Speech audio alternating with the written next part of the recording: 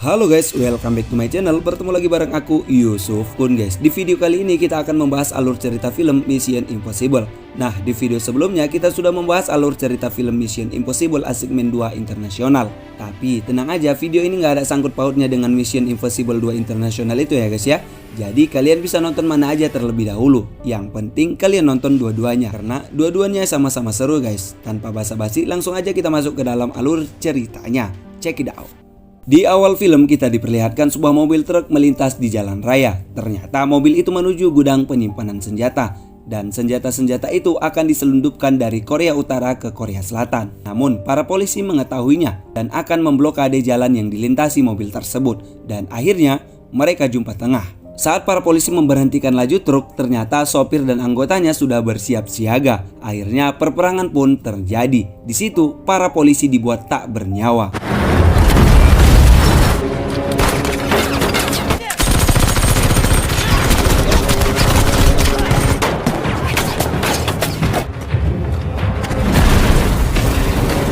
Di lain sisi, ketua polisi membunuh ketua penyelundup senjata tersebut. Setelah itu, bawahannya yang bernama Chow meminta dia dan anggotanya yang akan menjalankan misi penangkapan penyelundup senjata itu di Korea Selatan. Namun, ketua polisi tidak mengizinkannya. Ketua polisi memilih seorang wanita amatir yang baru saja masuk akademi polisi dan dia yang akan menjalankan misi itu. Ternyata, ketua polisi hanya ingin mengorbankan wanita yang akan dia utus nantinya.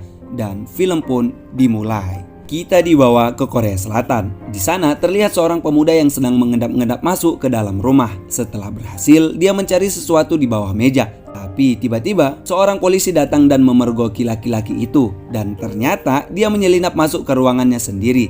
Namanya adalah Wo Soo-han. Meski tingkahnya konyol, dia berprofesi sebagai detektif swasta. Di sana, ternyata polisi wanita itu memberikan amplop berisi uang karena sebelumnya dia membayar tagihan rumah sakit polisi wanita itu. Di situ, Wo Soo-han menolaknya karena dia tak butuh uang. Tapi tiba-tiba, bapak kontrakan datang dan menagih uang sewa kontrakan yang sudah tertunggak. Di situ, Wo Soo-han mengeles dengan beberapa alasan. Di lain sisi, Chow sedang menunggu wanita yang akan menjalankan misi penangkapan itu. Setelah bertemu, HP Chow berbunyi. Wanita itu mengira dari atasan mereka. Tapi ternyata itu dari istri Chow yang menyuruh dia membelikan make up. Setelah itu Chow memberikan tas yang berisi semua kebutuhan wanita itu. Dan di tas itu juga ada KTP palsu untuknya yang bernama Yo Dahe. Dan ya, wanita itu akan disebut Yo Dahe. Setelah menerima tas itu, Yo Dahe pun pergi. Setelah itu, Chow pergi ke stadion dan bertemu Ketua BIN, Badan Intelijen Negara. Di sana, Chow meminta agar Ketua BIN mengutus satu anggotanya untuk bekerja sama dengan anggota Chow, dan Ketua BIN itu menyetujuinya. Tapi saat berbisik-bisik, mereka disorot kamera dan disuruh ciuman. Jelas saja mereka tak mau dan langsung pergi. Ketua BIN tadi pergi ke kantornya Wo Soo-han. Di sana Ketua BIN mau menyewa tempat Wo Soo-han untuk menjalankan misi rahasia. Di situ Wo Soo-han tak mau karena sebelumnya saat Ketua BIN menyewa tempat Wo Soo-han, dia langsung diteror nomor yang tak dikenal dan bahkan beberapa kali orang asing datang ke tempat itu. Tapi Ketua BIN mengatakan akan membayar 2 kali lipat. Wo Soo-han langsung menerimanya. Di luar ada nenek-nenek terjatuh dan kereta sorong yang dia pegang terpental ke arah jalan raya. Ketua BIN langsung menyelamatkan kereta sorong itu dan mendapat pujian dari orang-orang. Tapi tiba-tiba OTW rumah sakit cok. Tak terasa malam pun tiba. Terlihat Wo Soo-han masih menunggu kedatangan Ketua BIN di kantornya. Tapi Ketua BIN tak kunjung datang. Dia mengira Ketua BIN berubah pikiran karena uang sewanya terlalu mahal. Tapi yang seperti yang kita ketahui bahwasanya Ketua BIN tertabrak mobil. Makanya dia nggak datang. Siangnya Yo Dahe mendatangi alamat yang dikasih Chow dan ternyata alamat itu ke kantornya Wo Soo-han. Saat Yo Dahe masuk, ternyata Wo Soo-han masih tertidur di sofa. Di situ Wo Soo-han bangun dan mengambilkan air putih dan ternyata untuk dirinya sendiri. Wo Soo-han mengira Yo Dahe datang untuk mengadukan masalahnya. Ternyata dia bilang kalau mereka akan bekerja sama dalam misi rahasia. Awalnya Wo Soo-han menolak, tapi saat ditunjukkan uang, dia langsung bertanya apa tugas untuknya. Dasar mata duitan. Yo Dahe bertanya apakah tempat ini aman untuk menjalankan misi rahasia. Wo Soo-han mengatakan kalau tempat ini aman karena hampir tidak ada orang yang datang. Yo Dahe percaya. Saat Yo Dahe meminta spidol, tak sengaja dia melihat borgol pink punya Wo Soo-han. Di situ Wo Soo-han malu dan langsung menutupnya. Yo Dahe mulai menjelaskan rencana mereka. Tapi tiba-tiba bapak kontrakan datang lagi. Wosohan langsung memberikan uang kontrakannya dan bapak itu pun pergi. Dengan kesal, Yodahe melanjutkan penjelasannya. Tapi baru saja dia mau menjelaskan, tiba-tiba nenek-nenek datang dan mengadu kalau anaknya hilang. Di situ Yodahe dibuat malu karena tulisan di belakangnya mengatakan kalau dia berjanji tak akan mencuri kopi lagi. Setelah itu Wosohan menyuruh dia membelikan kopi dingin. Dengan terpaksa Yodahe melakukannya. Di situ si nenek menunjukkan foto anaknya. Ternyata anak yang dia maksud adalah anjing. Wosohan tak mau membantunya karena dia bukan detektif hewan. Tapi saat si nenek menunjukkan babi emas, seketika Wosohan cosplay jadi detektif hewan. Setelah si nenek pulang, Yodahe bertanya apa kita juga akan mencari anjing? Mau tak mau karena sudah dibayar, mereka harus mencarinya juga. Saat Yodahe mau memulai menjelaskan lagi, ada aja tingkah Wosohan. Yodahe menjelaskan bahwa target mereka adalah Tuan Park dan dia selalu di Gangnam tiap malam. Di situ Yodahe mencari perhatiannya dengan cara menari dengan Tuan Park. Setelah dapat HP-nya, Wosohan harus mengambil data penting dari HP-nya. Saat Yodahe mau pulang, Wosohan mengingatkan jangan lupa pakai gaun. Saat Yodahe datang ke tempat latihan, ternyata Yodahe dikerjain Wosohan. Tak terasa malam pun tiba. Di situ Yodahe menari sama peserta lain dan peserta itu tergila-gila sama Yodahe. Namun Yodahe tak mau rencana mereka rusak gara-gara laki-laki itu. Maka dari itu Yodahe mengerjai laki-laki itu dan peserta itu pun pergi. Setelah itu Yodahe menari bersama Tuan Park dan rencana mereka sebelumnya pun dilaksanakan.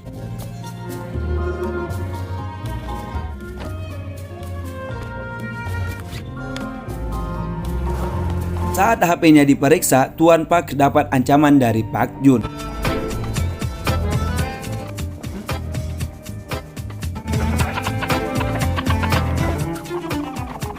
Tak lama Tuan Park dapat telepon. Saat dia keluar, tiba-tiba akhirnya Tuan Park mati. Wosohan dan Yodahe diinterogasi polisi karena mereka juga ada di lokasi kematian Tuan Park. Di situ ketua polisi mencurigai gerak-gerik mereka dan ketua polisi menyuruh anggotanya mengikuti mereka. Di mobil mereka bertengkar masalah pakaian yang mereka pakai. Setelah itu terlihat Yodahe menelpon Chow. Dia mengeluh karena bekerja sama dengan Wosohan karena tingkah Wosohan tak seperti detektif. Tapi Chow mengatakan kalau memang begitulah Wosohan. Dia tak terlihat seperti detektif agar tak mencurigakan. Makanya dia disebut amazing. Di lain sisi terlihat Ketua Bin sedang dirawat di rumah sakit gara-gara tertabrak mobil sebelumnya. Pasiennya mengenali Ketua Bin karena dia sempat viral di YouTube saat disuruh ciuman di stadion semalam itu dan mereka mengira Ketua Bin mau bunuh diri karena malu. Paginya Wosohan terlambat ke kantor karena dia baru selesai memasang poster anjing yang hilang itu. Dia bertanya kenapa Yodahe datang lagi, bukannya tugas mereka sudah selesai.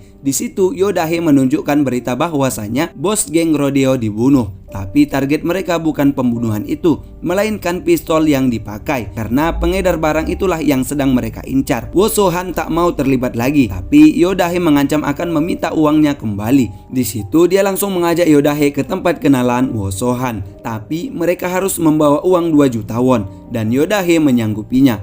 Ketika sampai di tempat kenalan Wosohan itu, ternyata gelis pisan, Di situ Wosohan mengasih uang 2 juta won tadi, tapi cuma dilihat saja dukun itu tahu kalau uangnya kurang 50 won. Wosohan mengeles kalau uangnya tersangkut di kantong bajunya. Walah, nilai kecil aja masih dikorup. Dasar mata duitan.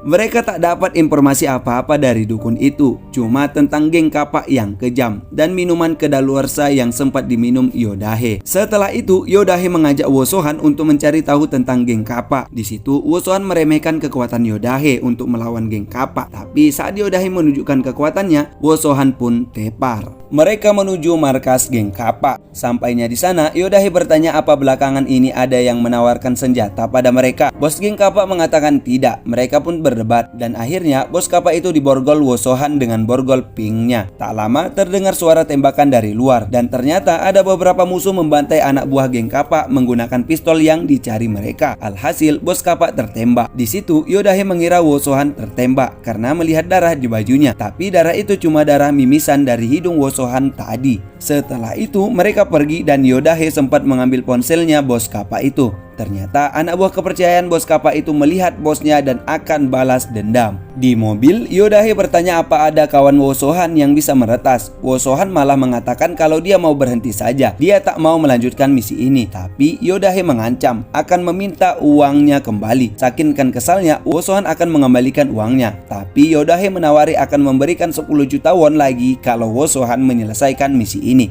Di situ Wosohan langsung bertanya, "Apa kau butuh peretas?" Memanglah kalau anak ini duit aja taunya. Di situ Wosohan bilang kalau mereka butuh uang 3 juta won untuk membayar peretas itu. Dengan kesal, Yodahe memberikan uangnya dan mengatakan jangan ambil 50 won lagi, itu memalukan. Akhirnya mereka sampai ke rumah kawan Wosohan yang bisa meretas itu. Di situ Wosohan malah tertarik sama baju persatuan Yuri yang dimiliki kawannya. Kemudian memintanya. Setelah itu Wosohan menyuruh kawannya meretas HP ketua geng Kappa dan memberi uang 3 juta won. Tapi saat dihitung, lagi-lagi Wosohan masih menyelipkan 50 won.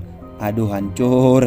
Kawannya mulai memeriksa HP itu dan di situ dia menemukan ada pembelian senjata dan dia akan memberikan alamat orang yang ingin beli senjata itu. Sebelum pergi, Yodahe mau menumpang kamar mandi karena perutnya sakit gara-gara meminum minuman yang diberi dukun itu. Tapi ternyata kamar mandinya mampet. Alhasil, Yodahe menahan sakit perutnya itu. Sampainya di rumah yang mereka tuju, tanpa basa-basi Yodahe langsung ke kamar mandinya dan mengeluarkan isi-isi dalam perutnya. Di sisi lain, ketua polisi datang ke tempat pembunuhan bos Rodeo. Di situ ketua polisi membawa mobil barunya. Tak lama bawahannya menunjukkan sesuatu. Ternyata dari CCTV, Yodahe dan Wosohan terlihat berada di tempat itu. Ketua polisi pun semakin mencurigai mereka berdua. Kita pindah ke Wosohan dan Yodahe. Di sana Yodahe menemukan mayat dan mereka langsung mencari informasi di rumah itu. Tak lama kawan Wosohan tadi menginformasikan bahwa ketua pengedar senjata itu bernama Jun dan Jun itu akan mengadakan pesta. Setelah itu mereka keluar dan beli jajan. Tapi ternyata mereka sedang dimata-matai oleh anggota BIN dan para anggota BIN itu tidak ada yang kenal sama Wosohan. Di lain sisi terlihat Wosohan sedang bermain sama anak kecil dan ternyata anak kecil itu adalah anak dari polisi perempuan yang di awal film tadi. Di situ polisi perempuan itu meminta agar Wosohan tidak repot-repot membantu mereka lagi. Ternyata polisi perempuan itu adalah istri dari sahabat Wosohan yang sudah meninggal. Sekilas kita diperlihatkan gudang senjata milik Bos Jun. Paginya ketua polisi datang ke kantor polisi, tapi satpam memberhentikannya karena dia tidak tahu kalau di dalam mobil itu adalah ketua polisi gara-gara mobilnya itu baru. Di lain sisi Wosohan dan Yodahe datang ke acara pesta yang diadakan Bos Jun. Terlihat Wosohan ganteng pakai baju kotak-kotak, tapi pas sampai di dalam karena malu, Yodahe menyuruh melepas jas itu, tapi baju dalamnya lebih buat malu. Tak lama Bos Jun datang, mereka langsung menghampirinya. Di situ Wosohan mengaku berasal dari Puerto Rico dan namanya adalah Carlos Feliciano.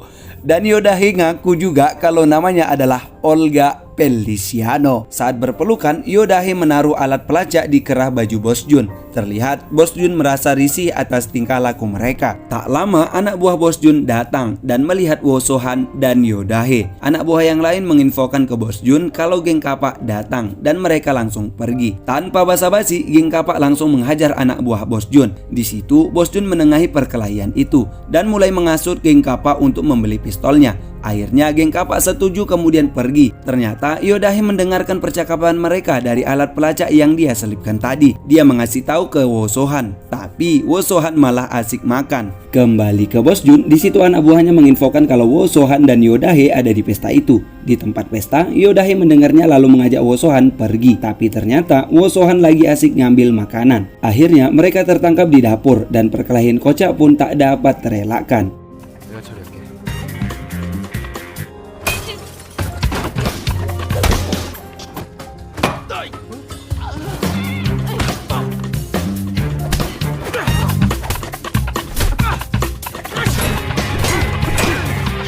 Dan akhirnya mereka tertangkap dan dibawa ke hadapan Bos Jun.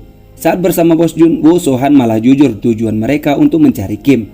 Dan di situ dia bilang kalau Yodahe mata duitan. Melihat kepolosan Wosohan, Bos Jun melepaskannya. Namun jika Wosohan ingin menyelamatkan Yodahe juga, dia harus mengikuti perintah Bos Jun. Dan ternyata Wosohan diperintahkan Bos Jun untuk membunuh para polisi yang bertugas. Tapi Wosohan menolak karena di situ juga ada perempuan yang di awal film tadi. Namun dia mendapat ancaman dari anak buah Bos Jun, maka mau tidak mau dia melakukannya. Dan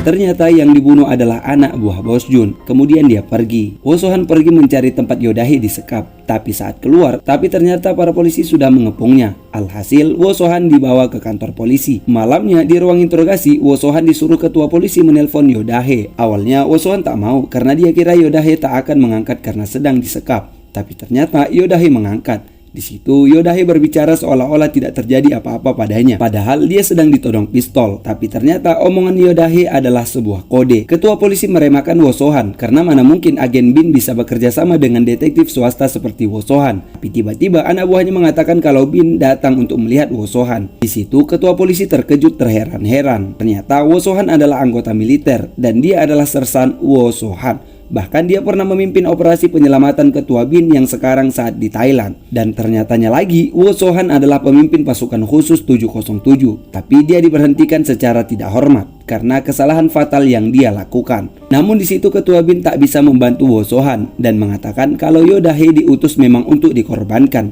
Terlihat Wo So-han marah. Tak lama ketua polisi dan anak buahnya datang. Di situ Wo So-han langsung mengambil kesempatan untuk mencuri senjata anak buah bos polisi itu. Wo So-han meminta kunci mobil untuk dia kabur, tapi tak ada yang punya mobil kecuali ketua polisi. Jadi mau tak mau ketua polisi memberikan kunci mobilnya yang baru itu.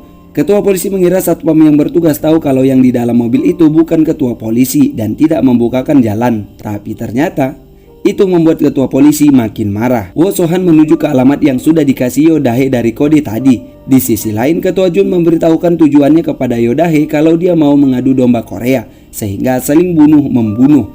Tak lama geng Kappa datang untuk membeli senjatanya Bos Jun. Setelah lihat-lihat, Bos Jun mengasih tahu ada Yo-dahe di lantai atas. Jadi kalau mau uji coba senjatanya, bisa ke dia aja. Di kantor polisi, si ketua polisi malah mengkhawatirkan mobil barunya. Dan dua anak buahnya kena hukuman gara-gara mengasih tahu mobil ketua polisi ada di parkiran. Tak lama surat dari KKP tercetak. Di situ menginformasikan biodata Wo So-han saat di militer. Awalnya ketua polisi mengira Wo So-han cuma menjadi tukang masak, tapi dia terkejut karena ternyata Wo So-han adalah ketua pasukan khusus 707 jarak dekat. Ini menandakan bahwa Wo So-han sangat ahli dalam berduel. Anak buah Bos Jun yang bernama Shiorong curiga dan mulai mencek ke belakang. Ternyata Wo So-han menemukan Yo-dahe dan menyelamatkannya. Tapi tak lama Shiorong datang. Akhirnya mereka baku hantam. Setelah itu mereka kabur. Tapi mereka bertemu kembali dan baku hantam part 2 terjadi.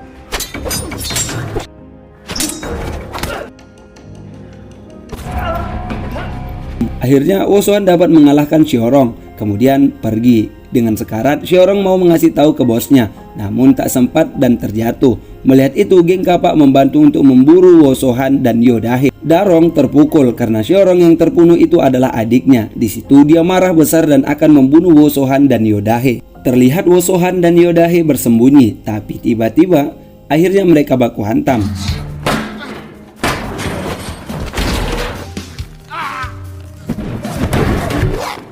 Setelah selesai, Wo So-han dapat pesan dari polisi. Ternyata anjing yang mereka cari di awal film tadi sudah ditemukan.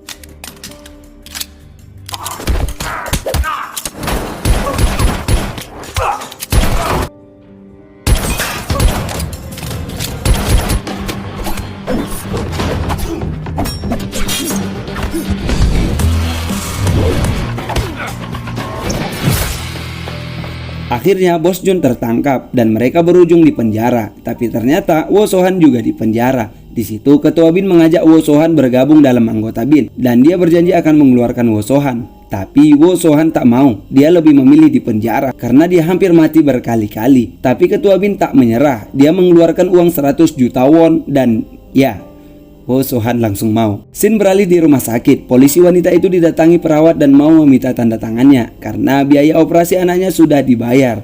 Terlihat Wo So-han mendatangi ketua Bin dan ternyata di situ juga ada Yo-dahe dan ternyatanya lagi mereka ditugaskan untuk bekerja sama dalam operasi rahasia. Dalam operasi itu mereka berperan sebagai pasangan. Scene beralih ke kapal layar. Terlihat mereka berdua memakai pakaian yang terlalu mencolok. Seakan-akan mereka pasangan yang sangat kaya raya. Tapi ternyata mereka cuma naik perahu nelayan dan film pun berakhir. Oke guys, itulah tadi alur cerita film Mission Impossible. Alurnya nggak bertele-tele, komedinya dapat dan actionnya juga dapat. Sorry deh pokoknya. Aku saranin kalian nonton full filmnya ya. Oke, sampai jumpa di alur cerita film berikutnya. See you next time. Bye bye.